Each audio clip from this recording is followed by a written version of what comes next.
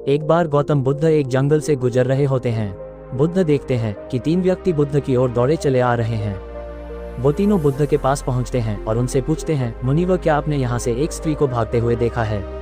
बुद्ध ने कहा, नहीं, मैंने तो यहाँ से किसी भी स्त्री को भागते हुए नहीं देखा।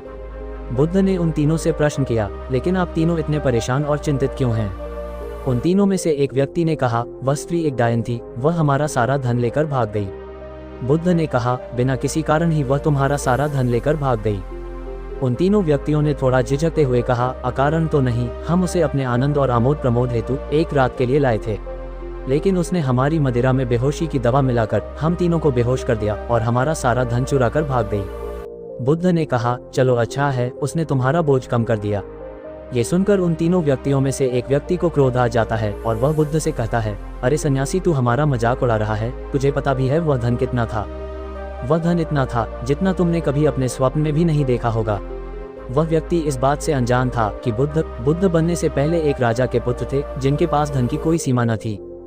बुद्ध ने मुस्कुराते हुए कहा, वह स्त्री तो अब भी तुम्हारा सबसे कीमती धन लूट रही है, लेकिन तुम कुछ भी नहीं कर पा रहे हो।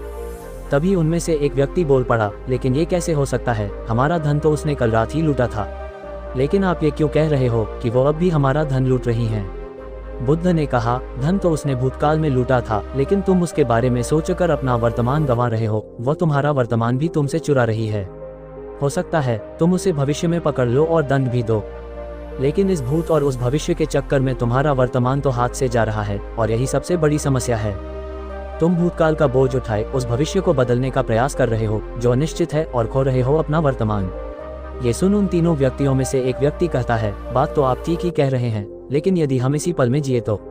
बुद्ध ने कहा, यदि तुम इसी क्षण में जी पाए तो तुम अपने आप को जान सकोगे और अपने दुखों का मूल कारण भी जान पाओगे। उन तीनों व्यक्तियों में से एक व्यक्ति बुद्ध से पूछता है, क्या आप अपने आप को जान पाए, और अगर जान पाए तो उस जानने से हुआ क्या? उन तीनों व्यक्तियों में से एक के पास बांसुरी होती है। बुद्ध ने कहा, मित्र, जरा मुझे अपनी बांसुरी देना। वह व्यक्ति हंसते हैं और कहते हैं, तो अच्छा, अब सन्यासी बांसुरी बजाएगा। बुद्ध बांसुरी लेते हैं और बजाना आरंभ करते हैं। जैसे ही बुद्ध बांसुरी बजाना शुरू करते हैं, आसपास के सभी पक्षी पेड़ पौधों और घोंसलों को छोड़कर बुद्ध के पास आकर बैठ जाते हैं, और वो तीनों व्यक्ति भी पूरी तरह से बुद्ध की बांसुरी की धुन में खो जाते हैं। बुद्ध बांसुरी बजाना बंद कर देते हैं, लेकिन अभी भी वो तीनों व्यक्ति टकटकी लगाए बुद्ध को देखे जा रहे थे, क्योंकि उन्होंने आज से पहले बांसुरी की इतनी मधुर धुन कभी नहीं सुनी थी। वो व्यक्ति बुद्ध से पूछते हैं, आप इतनी मधुर बांसुरी कैसे बजा लेते हैं? बुद्ध ने कहा, अगर तुम भी इतनी मधुर बांसुरी बजाना चाहते हो तो बांसुरी पर ध्यान न लगाकर अपने आप पर ध्यान लगाओ, खुद को जानने पर ध्यान लगाओ। यदि तुम अपने आप को जानने में सफल हो पाए तो बांसुरी अपने आप ही मधुर बजेगी और सभी लोग उसे सुनकर आनंदित होंगे। बुद्ध उनकी बांसुरी उन्हें वापस देकर वहां से चल देते हैं। तभी उनमें से एक व्यक्ति दौड़कर बुद्ध के पैर पकड़ लेता है और कहता है, मुनिवर, क्या आप मुझे भी बांसुरी बजाना सिखाएंगे? बुद्ध ने मुस्कुराते हुए कहा, क्यों नहीं, परंतु मैं तुम्हारा सारा अहंकार छीन लूंगा।